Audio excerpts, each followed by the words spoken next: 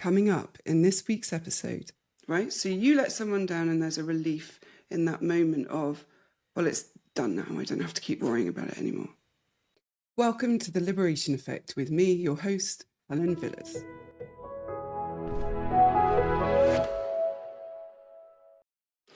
Hello, everyone, and welcome back to The Liberation Effect. Today, I'm joined by Sarah, who wrote in after struggling a long time with feeling unworthy. And despite doing everything that she could in order to challenge that feeling and to change the narrative, life keeps proving her right about herself. And that has become really difficult, really overwhelming.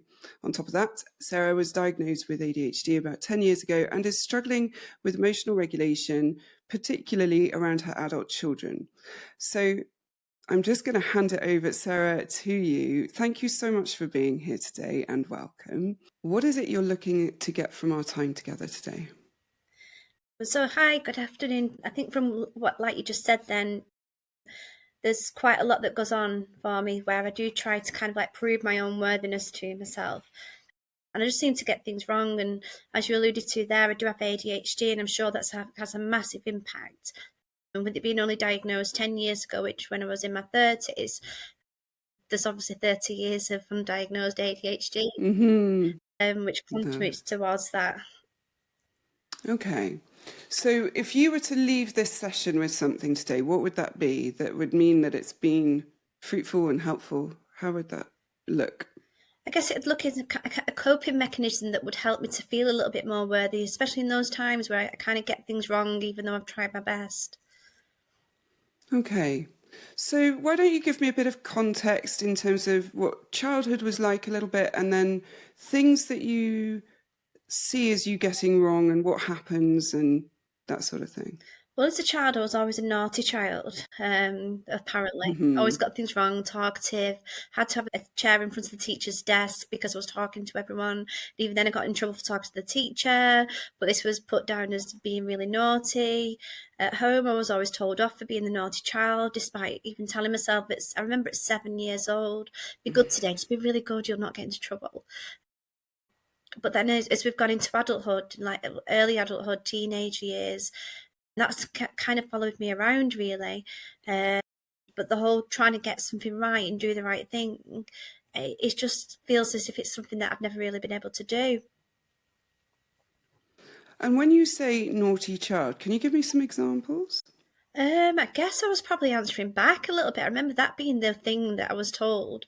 And it was more, I wasn't really naughty as in doing things that you should not be doing, and just maybe that I came from a childhood era of children should be seen and not heard, and that was loudly spoken about in our house. But that was something that I was unable to control. So yeah, things were very difficult. Making friendships was very difficult because I was the naughty girl. But I couldn't tell you what I did that was so naughty, if I'm honest with you. I wonder, when you say answering back, could you give me an example? Have you got an example you could give around that? Well, the one thing I've always suffered with is injustice. If there's an injustice, it's kind of like, hang on, that's not right, that's not okay. So I guess if I was told off for something that wasn't what I felt was was an injustice, possibly that. Even kids in the class, if they was told off for things that things weren't right, or it was probably more around that way, I would imagine. Which is interesting, because that doesn't sound like answering back. It sounds like challenging adults who don't want to be challenged. Yeah, probably. And so then you get positioned as the thing that's fundamentally wrong. I always find the phrase answering back so interesting, because usually it's saying, don't challenge me, don't contradict me, don't ask why, don't sass me, don't, it's basically be silent, comply. Absolutely. And you weren't willing to do that. I don't think I had the skills to kind of understand that either that it was better to not or to better. I just don't think I understood either way. This is such a common thing with ADHD children, because they essentially, you'll see in narcissistic family systems particularly, and obviously we haven't gone down that road, and I don't know if you're in that bracket, but in the narcissist, there's a little smile, which is a knowing smile. Is that your experience as well? Absolutely, yeah. Okay. And I mean, what happens in those systems to ADHD or autistic children too, is that they speak up, right? And they speak up and say, that's not fair, that's not right. Yeah. Other children without particularly ADHD learn not to say anything. Autistic people really struggle with it as well, because again, it's the injustice, first of all, but it's also the kind of not understanding when a social filter might be appropriate, because it might actually do them well not to have any kind of attention brought to themselves. But the ADHD child also doesn't have the impulse control to stop themselves going, I don't think that's okay. Right? Absolutely. And then become the target and the scapegoat very often. And there's this thing around people sort of saying that, well, I don't know if you've seen one of my videos recently about Gabor Mate saying that all ADHD is trauma, and no, there's loads of evidence of genetics. And the reality being that an ADHD child, speaks up, but then they get traumatized further because they get shamed and rejected, humiliated, punished, excluded, isolated, all of the horrible things that threatens a child's sense of safety. So they're developing with undiagnosed ADHD and also getting traumatized and rejection and all the horrible trauma stuff at the same time. Sometimes, not always, of course. And it sounds like you were that child. Is that fair, do you think? Oh, absolutely. And I think as you were just saying that, I could see through the ages exactly what happened. It just kind of literally played out in my mind. Literally. Oh, bless you. What was it like observing that? It's sad, really, to be fair. It is quite sad, because I know that I was always a little girl that did try. Yeah. What's it feel like to say that? Hard. Hard. Yeah. There's such a grief for that little girl. Because even as you were telling me about being the naughty child, and what I hear with that as well is I'm not allowed to have friends because they're not allowed to play with me because I'm the naughty child. And I'll be a bad influence on them, so they stop me speaking to them. And I hear, or even when you were telling me about being the naughty child, you seemed confused as to why, right? Yeah, but I believed it. I believed I was a naughty little girl. But I was very... Well, because the grown-ups are telling you are. Yeah. And they tell you that they're right all the time. You're not allowed to answer back. You're not allowed to question. You're not allowed to challenge. Absolutely. So they must be right. So there's little you hearing over and over again that she is fundamentally flawed.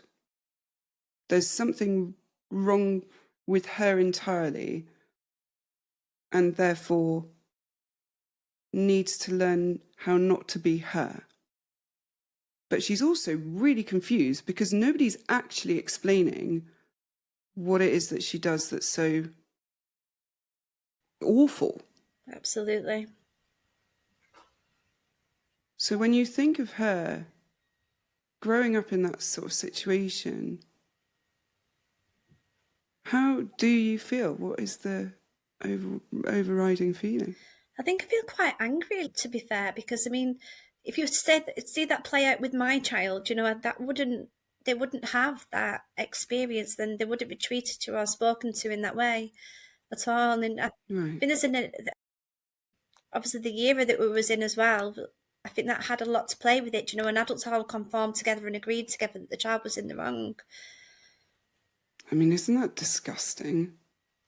All these grown adults sitting around going, yes, this child is flawed and we're perfect and we get it right all the time. Yeah, absolutely. They're, if you're thinking with that anger, it's so valid. And I wonder if you were to sort of peel it back a little bit, what might be under the anger? Fear. Fear. What's the fear of? Fear of being who I was, who I am.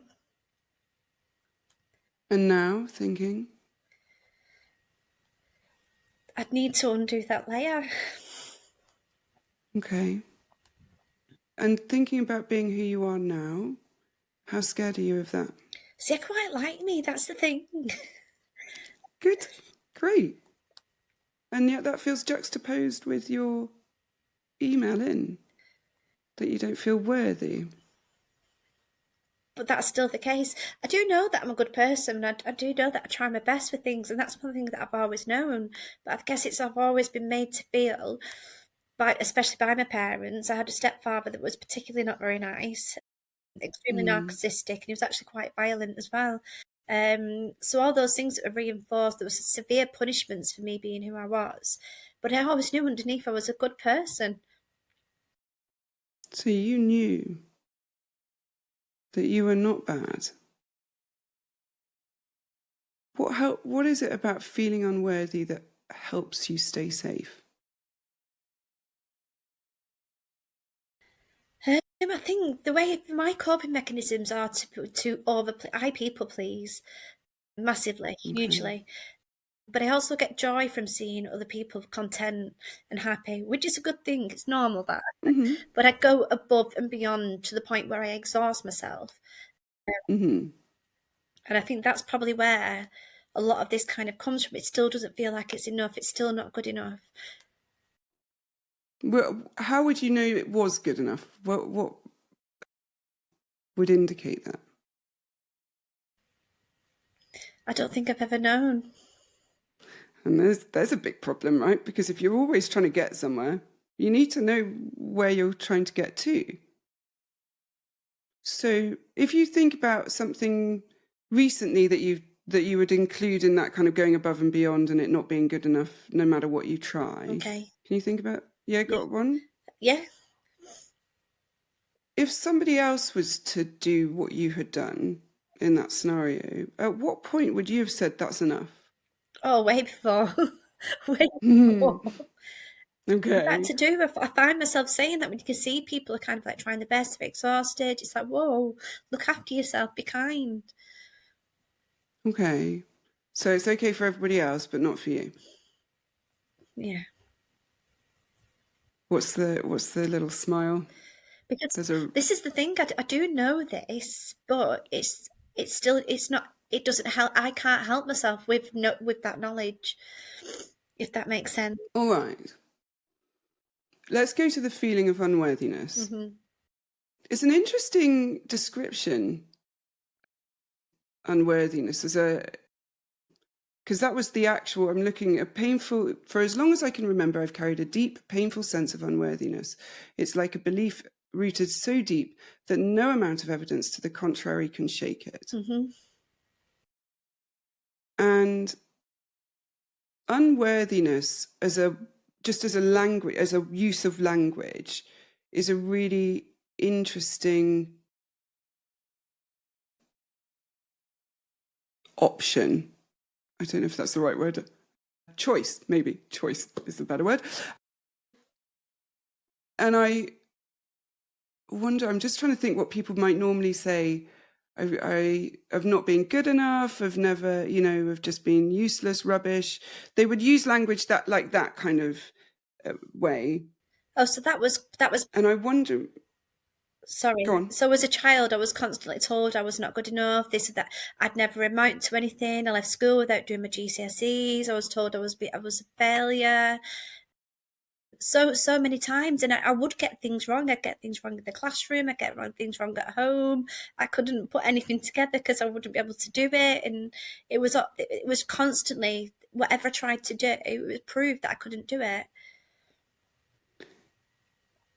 Like what? Can you give me some examples? So, for example, with the schoolwork, I'd be as a little girl, I'd be sat in the classroom and everyone would understand what the teacher said, and I would think that I've understood it too. So we'd get to the end of whatever it was we were doing, and then I'd have a different answer to everybody else or a different way of looking at it. And I found that in the workplace as well, been in training things at work, and I've always understood things very differently to other people but I thought I've understood it and I've got it wrong. Have you got a specific example you could give me?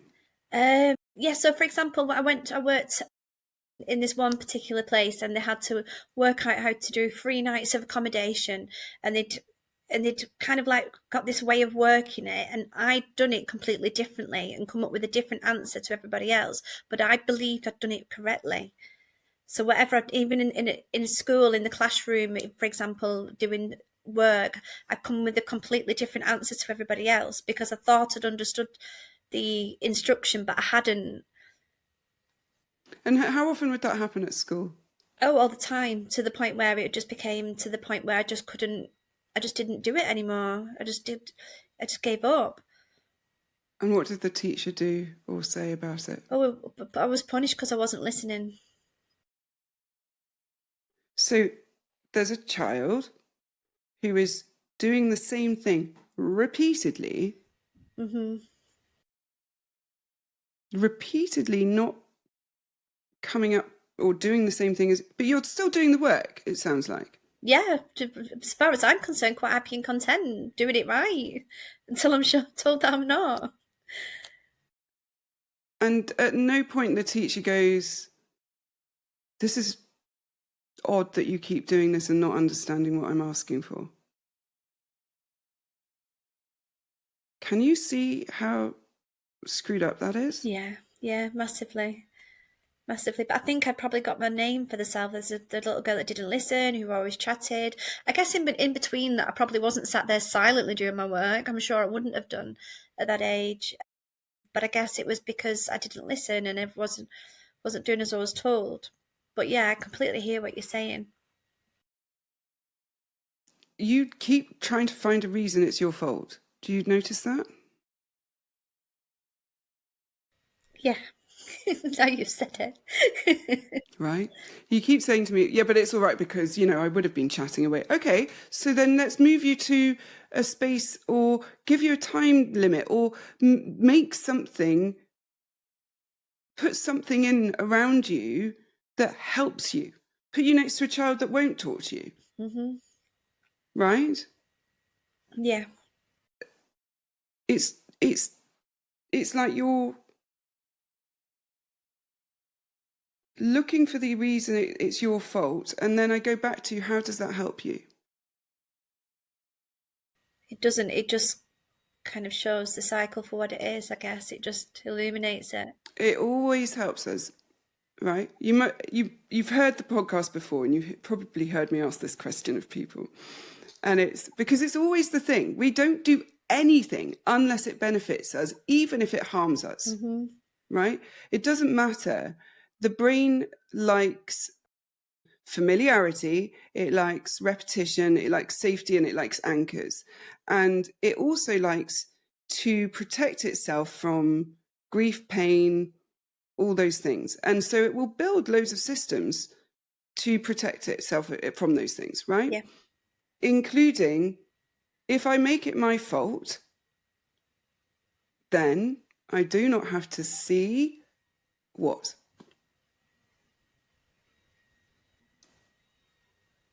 I hear what you're saying.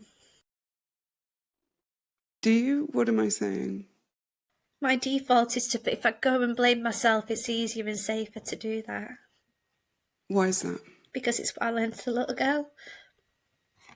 And what does that mean? How did it help you then? It must have kept me safe, I guess.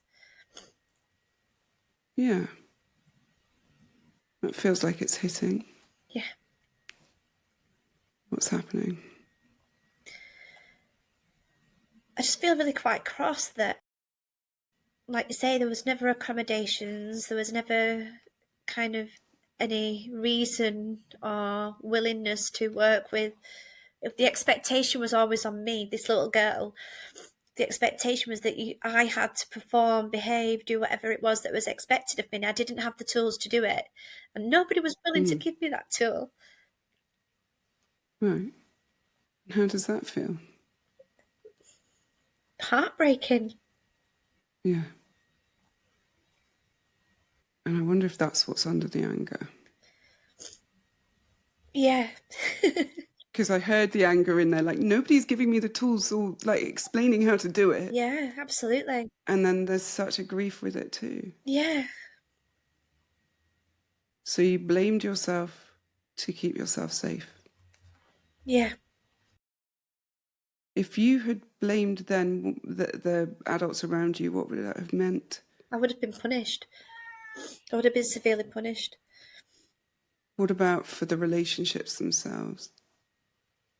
Oh, yeah, so my mother would have been cold with me. I would have been ignored. My stepfather would have been threatened violence. He was quite violent at times. It was an era where it was seemed acceptable publicly to use the slipper. So Oh, yeah. that was something that would happen if I was naughty or stepped out of line. So there was a lot of fear. And as I say it out loud, I can understand why I had that fear at that age. Yeah. There's a huge amount of grief here. Mm. Have you recognised this before? I have. I think I've always kept it always under wraps. I mean, I was a mum at a relatively young age, and that's all I ever wanted to do was be a mum, to be able to give a child love. Who were you trying to give love to? Well, but yeah, I see that. What do you see?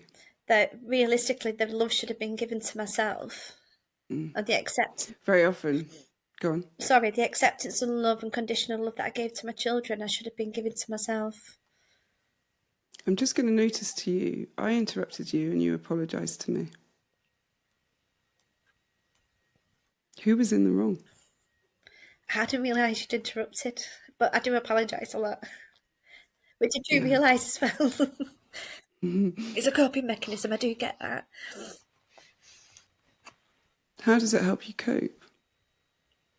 Because I'm taking the blame. You know, this is something I see over and over and over and over again in my default client, and in my client group, and including in myself. You know, there's this like knee-jerk reaction to default self-blame. Like, because if I can make it my fault, then I get power over it. I can control the outcome, right? I can change the outcome, and actually I can keep myself safe. Because if it's my fault, if I'm the naughty child, if I'm the one that's upset people or done things badly, then I don't have to see that the people around me are horribly unsafe. And I can therefore create an illusion of power and safety rather than accepting the idea that perhaps people around me aren't people I should be feeling safe around. Because that in itself is a threat, especially for a child. Yeah. Our survival depends on the safety of our adults. And if they are not safe, and if we recognise that the magnitude of that threat is probably too big for our brain to tolerate at that age. So we naturally blame ourselves, right? The moral defence is called. Fairbairn's moral defence, where a child will blame themselves rather than the adults in order to protect the relationships with the adults. And the problem you get with it is that toxic adults will lock into the idea of it and use what's called the complementary moral defence. And they'll say, yes, you are the one that's wrong. Yeah. And then they'll, whereas the healthy parent will say, no, babe, you didn't get that wrong. You don't need to apologise for that. My daughter did it the other day. She asked me if she could have, I can't remember what it was, another lesson, extracurriculars. And we do a lot already. And it's a bit like, I can't, I don't know where I am which day.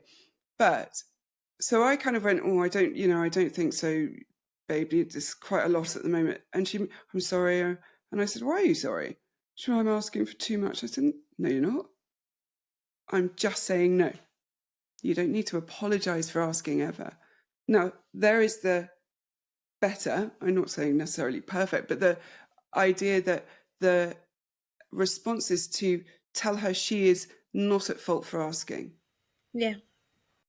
Because what do you imagine if I had said to her, well, yeah, you do ask for too much, and it is a bit ridiculous, everything that you're doing to keep asking for more and more and more, it's really greedy of you.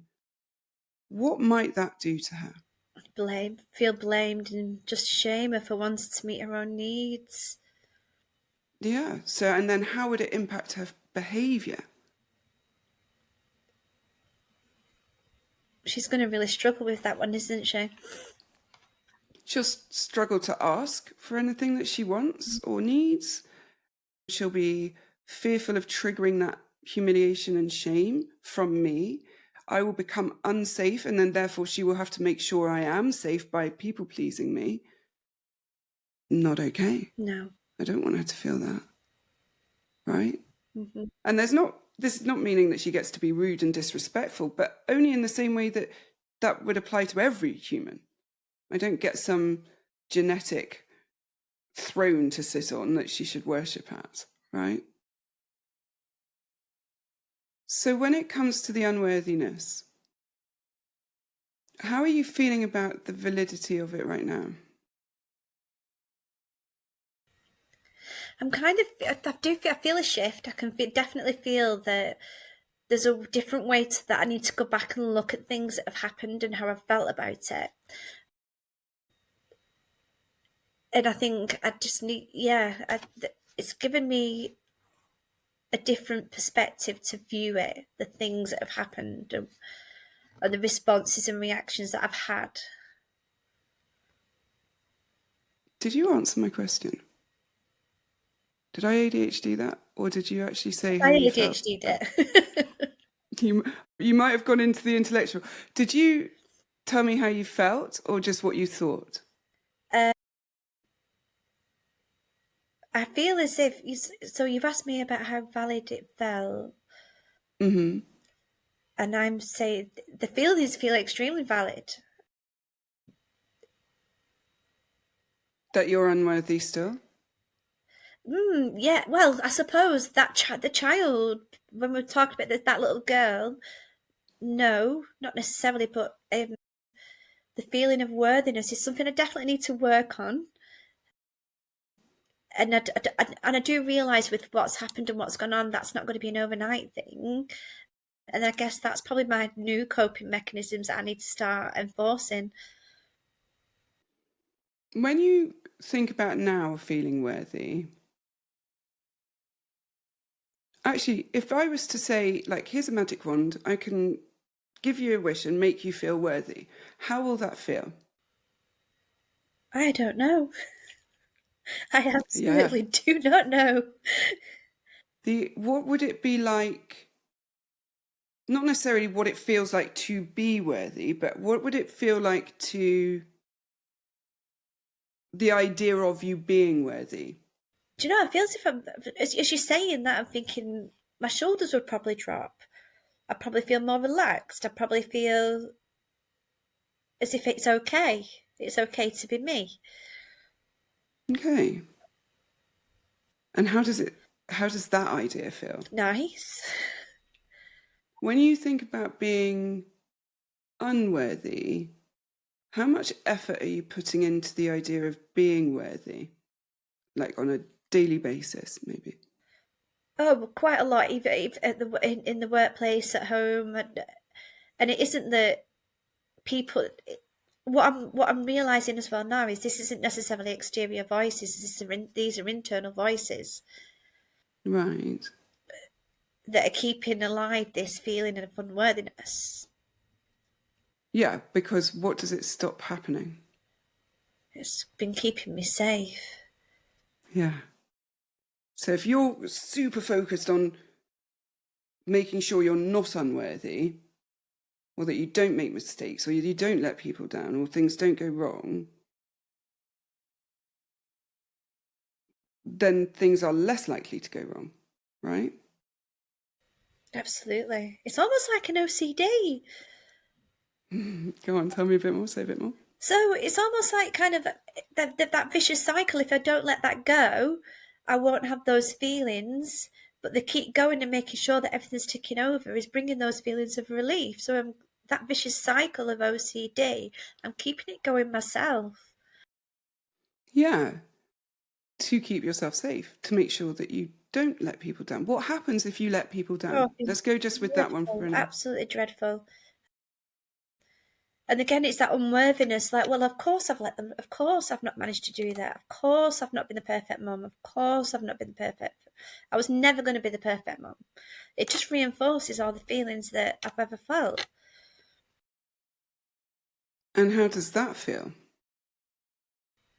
I think there's almost kind of like a real upset draining with it, then a kind of an acceptance. Well, what did you expect? What did you actually expect of yourself? In that moment, in that little acceptance bit, is there any relief? Yeah, a little bit. Mm. Mm. I wonder if it would be scary to feel worthy. Yeah. Because what might happen if you were to let all the behaviours that you use to It'd feel unsafe and counter... out of control. And then what? That sounds even more exhausting. Oh, what, to not be in control of letting people down? Yeah, because I guess this way of kind of it being in control and trying to keeping that feeling of being safe, to not do that, it would be a different kind of exhausting. Like a not knowing, an Interesting. unknown, How so? Mm. out of control. What would the threat be if you were out of control, if you weren't putting all that energy in? The feelings. Which feelings? It's fear again. And what would the fear be telling you? To get it all back under control and do it all. What would be the consequence of you not being focused on? Being So, punished. for example, you let go of all these coping mechanisms and you walk along the road and you're like, la da da da da. Oh shit! I'm meant to be at somebody's, I don't know, engagement party, Yeah. and I completely forgot Yeah. that I had it. Oh, I was meant to be there, and so I've let them down ultimately. And I was meant to take, I don't know, biscuits or something. And I just completely forgot about it. Now, in the old life, where I was using all these behaviors because I was trying to anticipate every single way in which I might screw something up, that would never have happened because I'd have had all bases covered. How do you feel in that moment that you realise you're meant to be somewhere that you're not? That does happen to me with quite a lot, where I realise I should have done something and I shouldn't, and I haven't done it, or I haven't got it right. And it's here, it's fear. And I feel it in my shoulders and I feel it in my chest, and it's debilitating. And what would be the consequence then of you not doing that thing? Or what is the feared consequence, rather, not the actual, but the feared? I actually don't know. I don't know what that would be. Well, what happened to you as a child when you made mistakes and had the fear? Oh, sorry, let someone down. It's the fear of the And I'm going to put really heavy inverted commas around the idea of a child letting an adult down in that way. But let's, answer that I'm question. What would constantly happen? fearing punishment. And I'm going out of my way to make sure that I don't face those punishments and consequences again. What kind of punishment would it have been? As a child or no, sorry? Well, what you're fearing now, but also as a child, what are you fearing the punishment will be now that you're bringing from the past? That I'm letting somebody down. Yeah, but what will they do if you let someone down? What do they do as a result? What are you scared they might do? I'm scared. I guess I'm scared that I'd be punished and told off. And then... And then what? Sorry, I don't get that bit. Well, I don't. That's all right. So then, if you take it one step deeper into, I really don't want to spoon feed it because I really want you to try and notice it yourself. What is it? When you were small, you would get punished. Yes. Humiliated, is that right? Yeah. And shamed. How did it make you feel? Oh, naked on show to everybody. Everyone could see, illuminated almost. And I guess that's possibly a little bit now. Oh, look, she's got it wrong again. Look, she's, they're standing out as this person who just gets things wrong. So you get it wrong. Now it makes you stand out. And how do you expect people to react or treat you, or, yeah, let's go with those two. I suppose I'm waiting to be told off or criticised or told it's not good enough. And then what would that mean for that relationship? Well, it would harbour the relationship, wouldn't it? I wouldn't feel, it'd be very difficult. Okay. So it might show up who somebody is, and you don't want to see that? Possibly, I think it depends on who it would be. If you're scared of rejection, of saying no, have no idea how to trust people, you're not alone, and you don't have to heal alone either. That's what the Hub is for. It's a membership community designed for survivors just like you. Every month, we dive into powerful courses, we hold live calls, and connect in a supportive, understanding space so you can break free from the past and build healthy, fulfilling relationships. Maybe it's time to stop surviving and instead start thriving. Visit jointhehub.ac today using the code POD20 to get £20 off your first month's membership. I can't wait to see you there. Take care. Bye. Well, where does this show up more, do you think? What relationships does this kind of, I don't want to say people pleasing, but management, I suppose, people management, letting down, fear of letting down? See, the thing is, it is the fear because people don't. I'm not punished now, and I'm not punished, but it's that overall fear of something happening. Like, for example, in the workplace, and I get things wrong now, and it's kind of like I'm sat there like a little child trying to explain myself. Well, I've just should have done this, or I've tried to do this, and this constant trying to. And it's not that I'm going to get punished or reacted for it, or if I did, it'd be kind of like that fear. It's just that fear, and it just won't go away.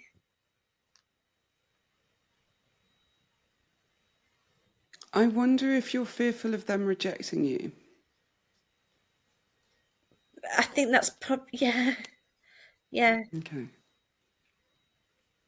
Tell me what happened then when I said that. Oh, hello, little cat, come up, say hello behind you. It's well timed. Well, yeah, and I can think about things at work recently where I've got something wrong, and whilst my manager's extremely supportive, there was just a bit of a look that was probably a little bit of more on them than it was on me. But I was sat there for the rest of the day thinking, they don't think I'm good enough, or they might think that I shouldn't be doing this job. They want somebody else to come and do this job. And then I'll overdo to try and prove myself again that I am worthy of something. And then what? And then I'm exhausted. Mm-hmm. And do they notice? No, I don't think they do. Do they treat you differently after this mistake, or? No. So this look that they gave you, did it come at you, or was it just their own? Probably their own disappointment at something, but it probably wasn't really necessarily. It was probably 101 things that they had to do as well, and this was just a little bit of something that, okay. Right. You think about, you've had kids, so remember when they'd like knock over a drink or something, Mm-hmm. and you'd be like, oh, right? Was it with the child or something else? Sorry, could you? Sorry, yeah, I've maybe, see, theory of mind moment. You know, like if, this may be also my own subjective experience, but you know, like if if a kid knocks something over, like a drink, Yeah. or spills a drink or something, or spills stuff down their school uniform, which is a classic in our house, and you're like, oh God, now I've got to wash it, dry it, iron it, get it all ready for tomorrow, right? Or whatever it might be. Yeah. You know that experience? You know Yeah. what I mean? Okay. In that moment when you're like, ugh, Yeah. what is that about? That That's about your own, frustration. like you said, is that it's your own having to, oh my goodness, we're going to have to change this again, or we're going to have to clean this up, and I've just cleaned up already. And if the child goes, I'm sorry, mummy. It's like, it's okay, don't worry about it, it's Yeah. fine. Yeah, it's not a big deal, babe. Or it's just another job mummy's got to do. And I just, I'm sorry, I shouldn't. No, babe. That's my job as your mum. Yeah. Yeah. Right? I know what I was signing up for, sort of. But I knew what I was signing up for. Right? But in that moment, that exasperation is nothing to do with your value of the child, your perception of the child, of anything other than, bugger, now I've got another thing to do tonight. Yeah. And I wanted to watch Traitors or whatever it might be. Right? Yeah. And I genuinely do think that that's probably what that is, but it's not how I take it. And I think I can say that in relationships, in friendships, in work relationships, it literally is how I take it. And what do you assume they think or feel about you in that moment? That I'm not good enough. And how do you think you impact them as a result? Impact them? Yeah.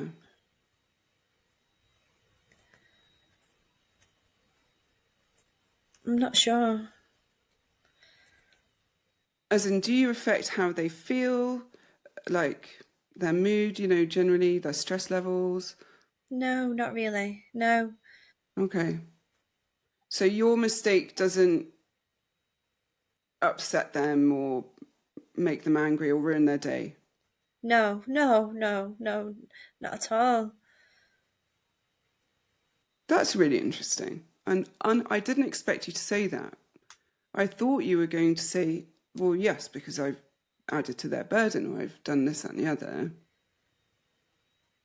And you were talking about your boss and the manager, and that they had the look that you felt was about you not being good enough and you making a mistake. So you don't feel like you're impacting them emotionally at all? No.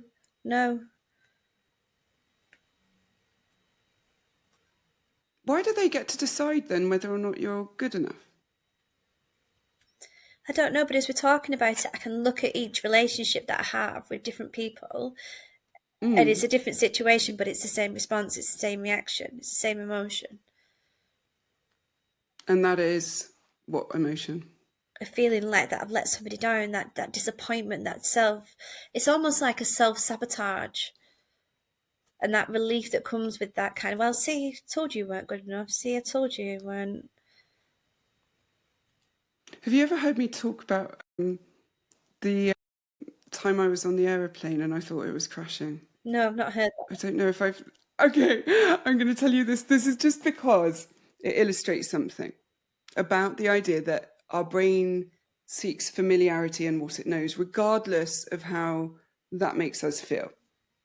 When I was a lot younger, I was terrified of flying. There was a period between about 20 and maybe 30-ish, 32-ish, that I was petrified of flying.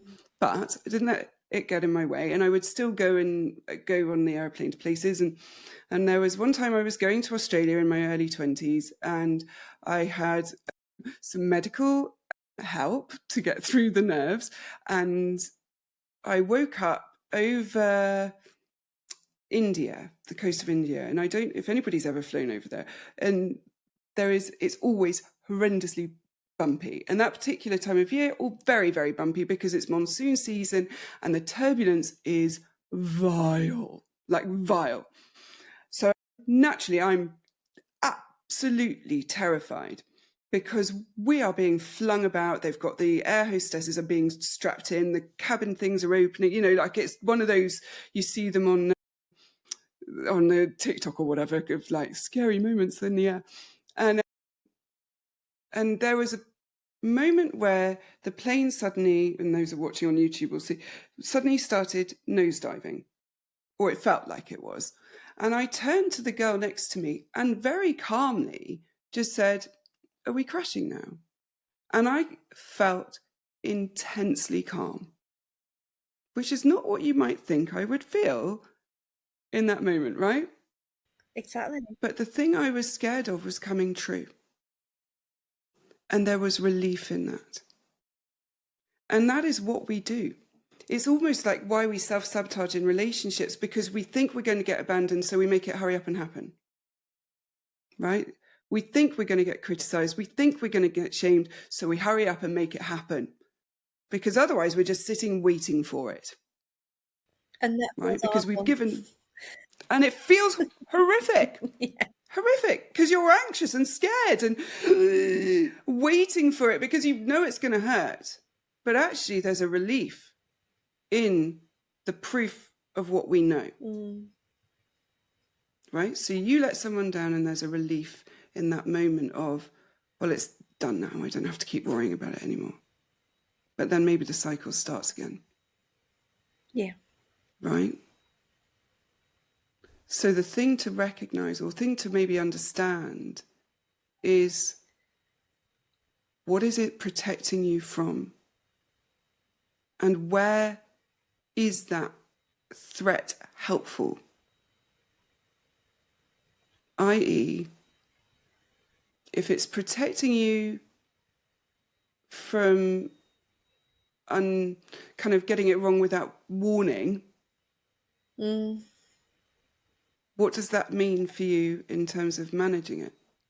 I don't know, because even as you're saying that, then it's kind of like, I think I'm always on edge with that, because like I said, when I was younger and even in adulthood, I'd do things and think I was doing it right. So I'm always like meerkat, if you will, kind of like waiting for it to happen, even if I'm aware of it or not. But it just feels like it's just an imminent any moment. I'm not sure I actually really understood. So you feel like you feel like you're doing it right, Yeah. even now? No, there's been a couple of times I've been like, as we're talking, kind of thinking, am I giving the right answer? Should I be saying that? I need to have an answer that you're looking for, and I've not got it. Okay. So yeah, it's just all the time. And so if you were to not have the answer, what would you say or do? I'd just probably go quiet. I just want to sing. Because you would be scared to say, I don't know, or can you clarify? Most of the time. Would you think it was a criticism of me if you asked me to clarify? No.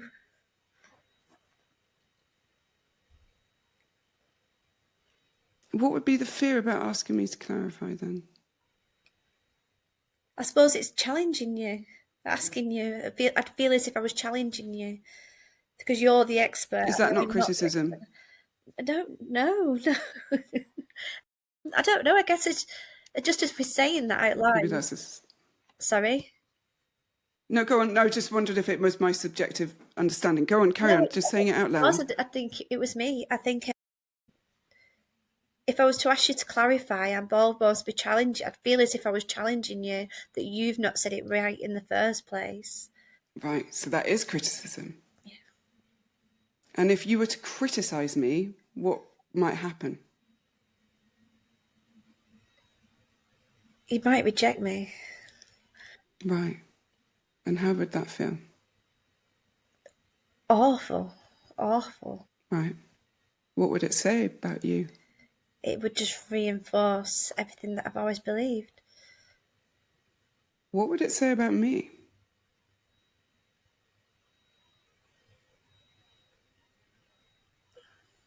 I wouldn't like to say. Go on. Because? Because I don't want to upset. I wouldn't like to upset somebody. I'd hate to upset somebody. Why? How would you be upsetting me?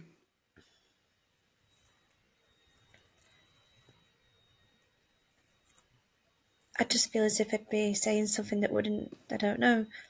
I wouldn't like to challenge anything. Because The fear of rejection. right. And yet, if I were to just say what you would think of me, if I were to reject you on the grounds that you have asked for clarification, mind. So we're not talking about, Helen, you said a thing and it hurt my feelings. We're talking about you saying, could you just clarify what you mean by that? Yeah. If I were to reject you on those grounds, what would it actually say about me?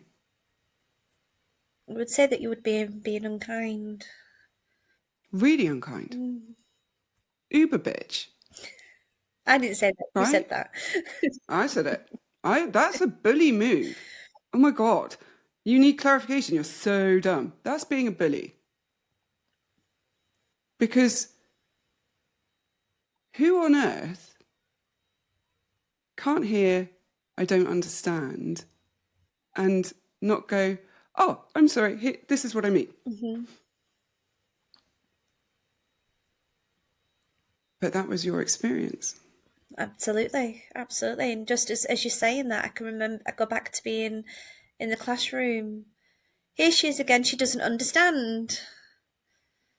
She doesn't get it. Are you serious? They were in front of everybody. Yeah. Why am I wasting my time? I'd hear the teachers say. But I just didn't get it. I just didn't get it. You know, there's a fabulous saying that I heard it years ago, and it's stuck with me for my own stuff. You know, it touched on some of my own childhood stuff and learning and things. And the phrase is that if you say to a child or explain to a child 100 times how to do a thing and the child still does not get it, it is not a problem with the child, it is a problem with the explanation. Right? Yeah. If you are in an environment where you are repeatedly not understanding something, that is not about you and everything about the environment. So the trigger now for you is anywhere in which there is any vagueness or interpretation and subjectivity, where it's not really crystal clear of what someone wants, expects, means, you are floundering. Yeah. Because the chances that you misinterpret or misunderstand, and then because you're fearful to ask for clarification, are working kind of blind, really. Right? Just have a minute and think about how fucked up that is. Yeah, it's terrible. It is. It really, really is. It really is. And even now as an adult, if someone is punitive on the grounds that you ask for clarification or you misunderstand something, who is that actually about? It's about the person who's trying to explain. Right. If you ask me for clarification and I'm a bitch about it, who is that about? It's about you. Right. Because why on earth would I need to be a bitch? There's no need for that at all, is there? There's one very good need for it, and that is to defend my own ego. Yeah. But I don't need to do that, right? So you ask me for clarification, and I'll go, oh, here you go, this is what it is. Because actually, for me, nothing is greater than imparting knowledge and sharing knowledge and exploring knowledge with someone else. Yeah. Right? It's one of my absolute favourite things to do. To learn from, with, and give to in terms of knowledge, right? Yeah. I do not need to defend my ego by making you feel small by asking for clarification. So I'm not that insecure for a start, right?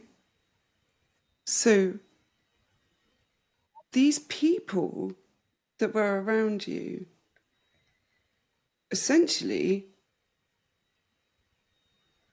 used you as the placeholder for their insecurity. Yeah, as you kind of like, we're talking about this, I can just kind of see the position in terms of I was the easy target for their ego. And why is that? Because I would always do exactly what they wanted. Well, I'd apologise, I'd make them the hero of it all. Right. I fed their ego, I gave them what they needed. Yeah. You made them feel big and powerful by you shrinking. Yeah. And actually that kept you safe. And so you maintain that behavior. Yeah. And I wonder how you feel about the idea of yourself being powerful.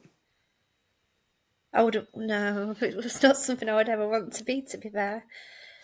Why? I don't need it. I don't feel like I need to be powerful. I've not. What do you understand that to mean? Powerful. Well, I guess And it makes sense that you've interpreted it that way, given what we've just talked about, making them feel big and powerful with the ego trips. But in terms of what do you understand, would you understand yourself to be, were you to be powerful? I suppose when you kind of like think about it that way, I am powerful in my own little ways in terms of being a mum, being a friend and those kind of things. But it's a power that I like. It's not a power that's an ego driven. You kind of look at certain people in certain positions, you can understand why they do the job they do. I wouldn't like to be one of those people. Okay. Because? Well, they have to make very harsh decisions that have significant impact with other people, and they still tend to sleep at night. Okay. Like what kind of decisions? So, for example, people's jobs, people who had to have redundancy cuts, or I mean, we're living in a very difficult age at the moment, aren't we? Yeah. So people who are in power who make these decisions that have these impacts on people and families, and then they still sleep. Then they justify it as well. They'll give a reason as to why they do what they do.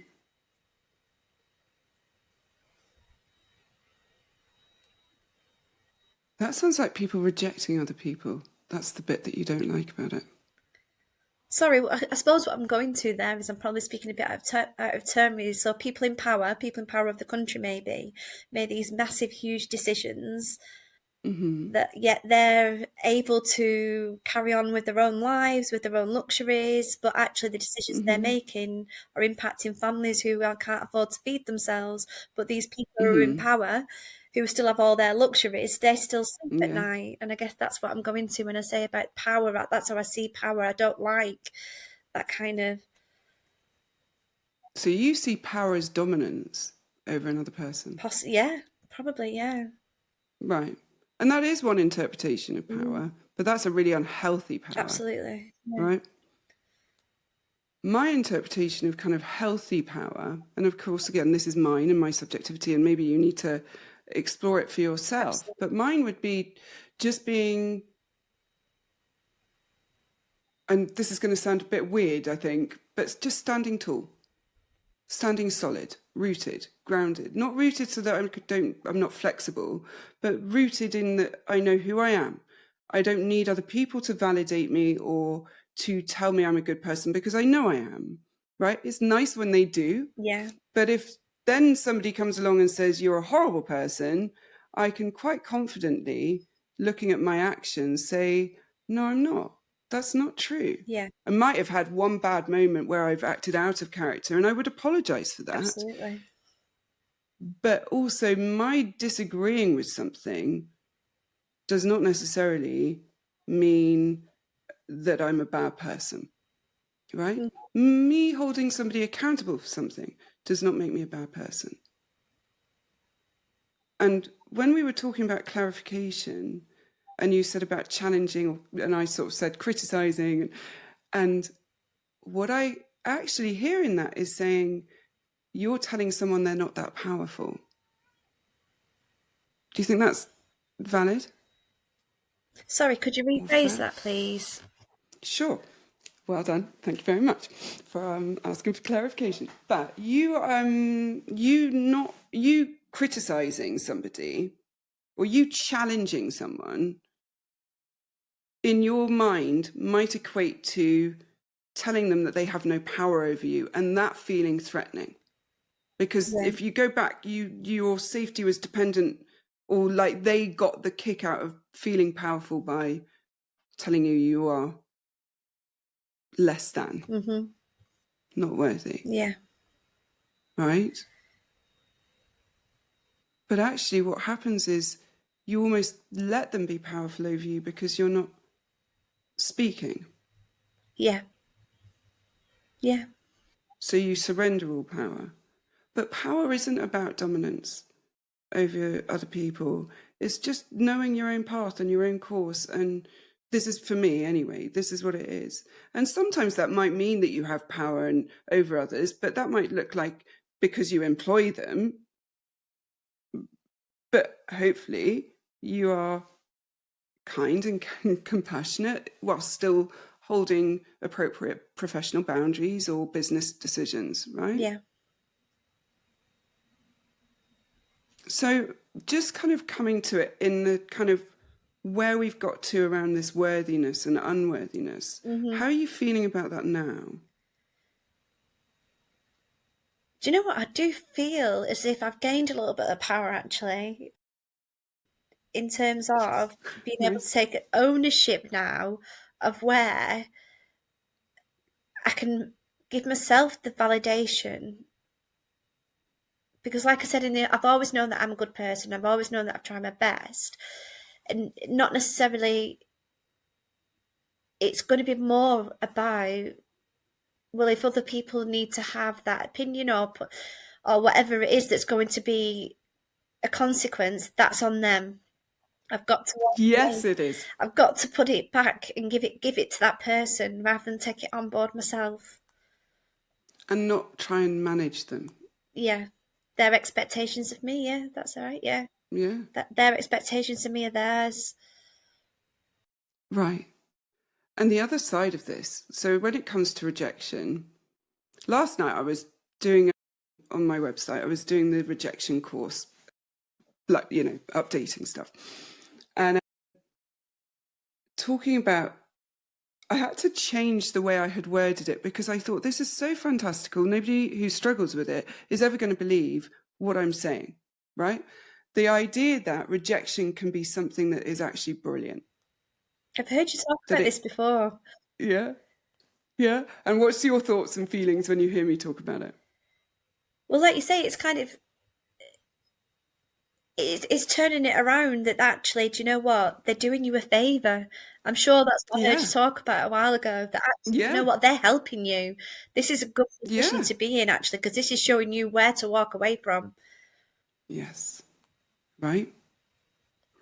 When we fear rejection Mm, and do everything we can to avoid it, we make ourselves so goddamn vulnerable, like so vulnerable. mm, Because ultimately, what happens is we sort of ignore all the things, all the red flags, all the toxic behavior, all the moments of contention and everything else to avoid rejection. But we're not looking. What we're trying to avoid is our own pain, but we're not actually looking at the person who is potentially rejecting us. mm-hmm, We're just so fearful of them deciding we're not good enough because they get all the power to decide that about us. We've surrendered that to them. mm-hmm, We're so fearful of that that we ignore everything. We do everything we can to keep the peace and maintain and manage and silence and squish, right?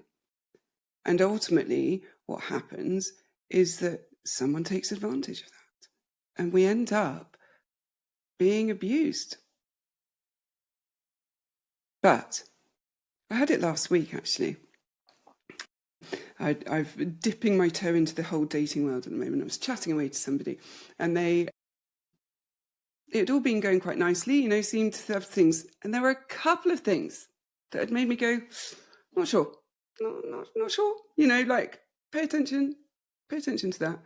And then they sent me a message saying that they needed a break from the whole online dating. They were feeling a bit overwhelmed, but they still wanted to meet me, but just needed to take a pause.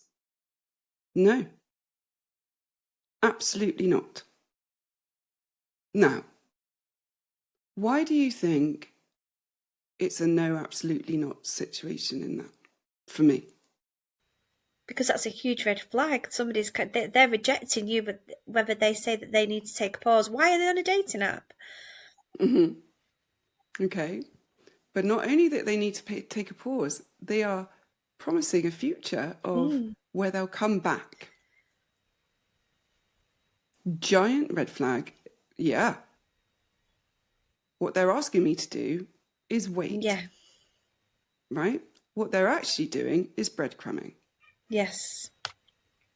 Or in proper terms, priming. And that means they are laying the groundwork to essentially trauma bond me. Yeah. And so I said, take care, bye. In my classic little way, right? Because I am not sitting around waiting for someone because I know my value. Right? And yeah, it stung a bit. I'm not going to lie about it. But actually, ultimately, they've done me a huge favor because I can walk away from that situation. But I will not beg to be wanted or loved or, any of those things. I have to be willing to accept rejection, knowing that that person doesn't know me, right? They don't know my intrinsic experience, my values, my morals. They don't know my thought processes. And even if it's somebody who's really close to me and they have this idea that I've motivated, they can still also be wrong, right? People believe what they want to believe about us, and that's okay. But the bullshit filter of rejection is that you get to, if you embrace rejection, you get to avoid toxic relationships. You get to know that you are worth what you're worth on your own without someone else telling you. You're not relying on external validation. Yeah. Right? You're not surrendering your power. Rejection is just redirection. And wouldn't it be better to get out of that sort of relationship right at the beginning than give it 2 years and then come out of it kind of like wired and weird Barbie-ish and going, oh my God, what the hell happened? Absolutely. And having to recover. Yeah. Yeah. So, feeling a little bit more powerful, right? And then I suppose there's half of your email that we haven't got to. And I really wanted to get to, and I'm conscious of our time. And I wonder if you would be open to doing a part 2? Absolutely. Thank you. Okay. Fabulous. No, that would be brilliant, because I think that second part, where you're struggling around the overwhelm of intensity around relationships, is also really key to this, particularly the relationships that you mentioned. Yeah. And I'm going to leave everyone a little cliffhanger with it in terms of come back next time and you'll find out what it is. But if you're open to that, that would be brilliant. Yeah, that'd be wonderful. So before we kind of move towards wrapping up, in terms of this kind of sense of unworthiness and coping with the rejection and things, are you feeling like there's anything left that we need to cover that I haven't answered that you need clarification around? No, not at all. I think if anything, I'm feeling quite empowered to think more about me as a little girl and go back and give her a hug. Oh, she deserves it. She must have been so confused, bewildered, and terrified. Yeah. On tenterhooks the whole time, waiting to be told you screwed it up again and it's all your own fault. Yeah. And it's not fair. Thank you. Yeah. And I wonder if maybe having a little chat with her, maybe letting her tell you what she felt and what you might say to her if she was any child that you came across feeling like that. Yeah, absolutely. Okay. Thank you. Oh, Sarah, my absolute pleasure. Well, I'm going to look forward to recording part 2 with you. And in the meantime, I'm going to invite you to really think about rejection and where you can separate someone else's opinion of you from the reality of you. Yeah. Yeah. Yeah? Okay. All right. Well, for now then, I guess, if you're happy to leave it there, is there anything else you wanted to ask me? Oh, that's wonderful. Thank you so much, Helen. Oh, my total pleasure. And well, thank you for going down the road and being brave and asking me for clarification when you needed it and, all that stuff and allowing us to share that experience with you. So thank you. So I guess then we'll come back for part 2. But in the meantime, all that remains to be said, as ever, is take care. Bye. Bye. Bye. Thank you.